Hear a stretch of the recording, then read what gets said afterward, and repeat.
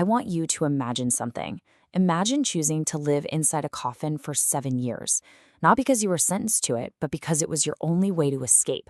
This isn't a horror movie. It is the absolutely true story of Harriet Jacobs, a woman who made an unimaginable sacrifice to save her children from the horrors of slavery by hiding in a space so small she could never ever stand up.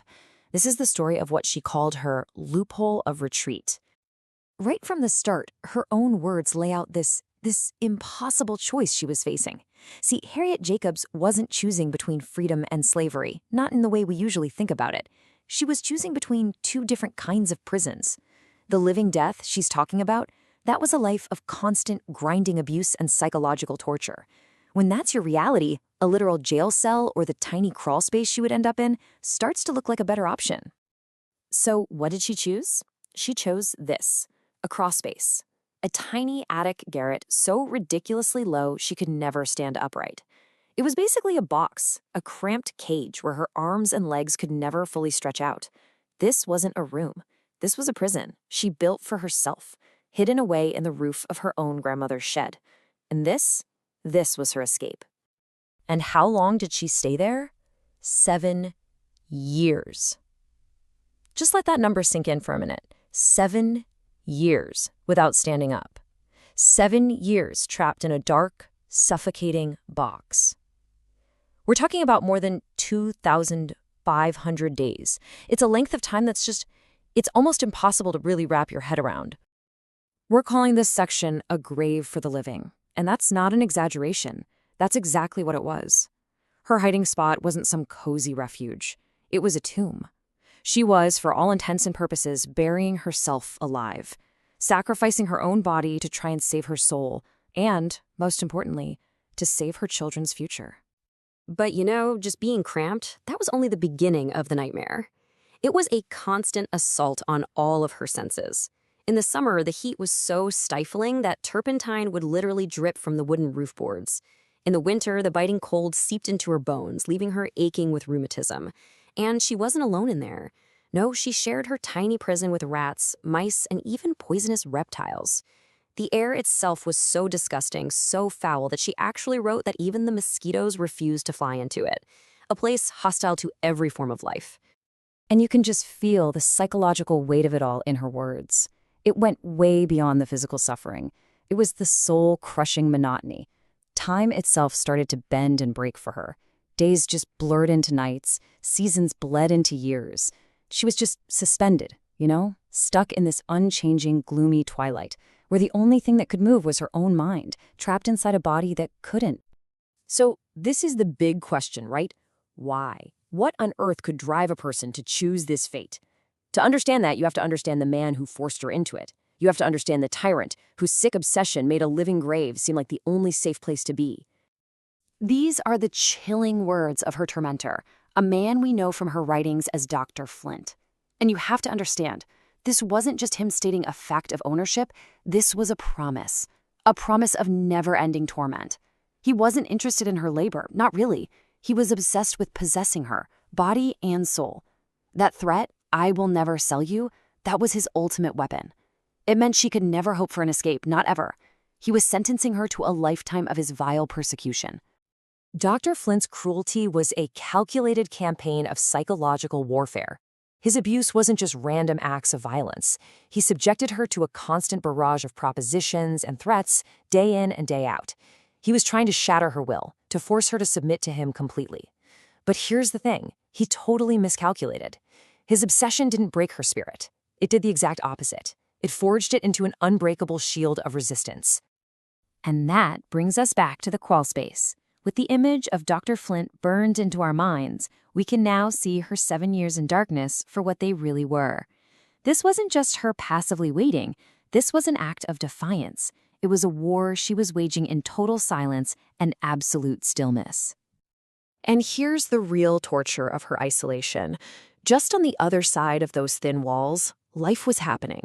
She could hear everything she was cut off from, the happy laughter of her own children playing outside. But inside, her whole world was reduced to the most terrifying basic sounds. Her own ragged breathing, the frantic beat of her own heart, the scratching of vermin in the dark, and worst of all, the muffled voice of Dr. Flint himself, who would sometimes visit the house below, completely clueless that she was just a few feet above his head. And this is the most agonizing paradox of her entire situation. What mother in her right mind would ever hope for her children to be sold? Well, a mother whose children were owned by Dr. Flint. She knew that their father, who was a free black man, was desperately waiting for the chance to buy them. So in the completely twisted logic of the slave system, the only way her kids could ever be safe, the only way they could escape Flint's corrupting influence, was to be sold on the open market. Her greatest hope was this desperate, painful gamble. The sheer scale of what she endured is just staggering. That first year, it was just about survival. By year 3, she's listening like a ghost as her own children talk about Santa Claus downstairs.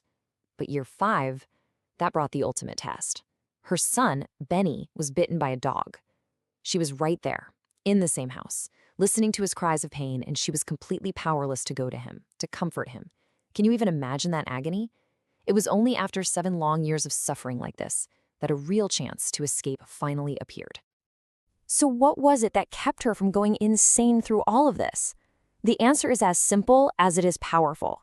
It was her ferocious, unrelenting love for her children. They were the reason she went into that garret in the first place, and they were the one and only reason she was able to endure it. After she'd been in there for a while, she managed to painstakingly bore a tiny hole through the wall. This little 1-inch opening, it became her entire universe. It was her only source of fresh air, her only glimpse of sunlight, and most importantly, it was her window onto the lives of the 2 children she had sacrificed absolutely everything for. It was her lifeline. Through that tiny peephole, she became a ghost haunting her own children's lives. She watched them grow up. She saw them trip and fall. She heard them cry, and she could do nothing. She was this silent, heartbroken witness to it all. But at the same time, she was also their unseen protector. Every single second she stayed in that garret was another second she was keeping them out of Dr. Flint's clutches. Her suffering had a purpose. And then, after 7 years, 7 long years, the moment finally came. A trusted friend managed to get her passage on a boat that was heading north. So this next part is the climax of her ordeal, the terrifying, heart-pounding escape from her tomb into a sliver of daylight. The whole plan was just unbelievably risky. She got a signal from a friend, and then she had to somehow slip out of the house in the middle of the night. Her limbs, you have to remember, were weak and atrophied after 7 years of not being used. They could barely even hold her up. Then she spent 10 agonizing days hiding in the hold of a ship as it sailed up the coast, before finally, she stepped onto the docks of Philadelphia. A city full of strangers, yeah, but a city in a free state. Just try to imagine that moment. After 7 years of breathing nothing but foul, stagnant air, what would that first deep breath of fresh sea air feel like? After not being able to stand, what would the feeling of solid ground under your feet even be like? To be able to stretch your legs without hitting a wall. It was so much more than freedom. It was a physical rebirth. And you can hear it in her own words. She described it as an almost spiritual experience. It wasn't just that she appreciated the sun and the air.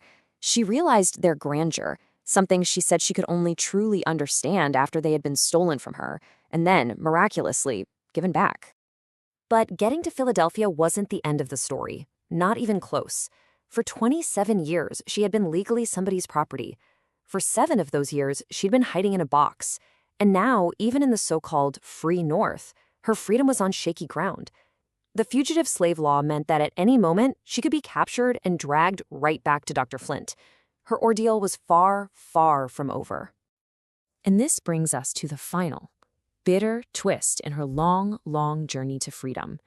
Years later, to finally get rid of the threat of being captured, to be legally and truly free, her liberty had to be bought.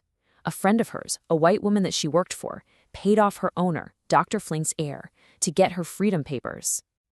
Her reaction to this news is just heartbreaking. After every single thing she had done to claim her own humanity, the resistance, the hiding, the escape, it all came down to a simple financial transaction, a bill of sale. In her eyes, she wasn't freed, she was sold. And this didn't happen in the South, this happened in New York City. The blow wasn't physical, it was a blow to her very soul. It was the last, most humiliating injustice. Harriet Jacobs' story is one of incredible motherly love and a will that could not be broken. She paid a price for her children's future that most of us can't even begin to imagine. But her journey leaves us with this haunting question. What is the real price of a freedom that can be bought and sold? What is liberty, really, when it comes with a bill of sale? It's a question that forces us to look at the very meaning of the word freedom itself.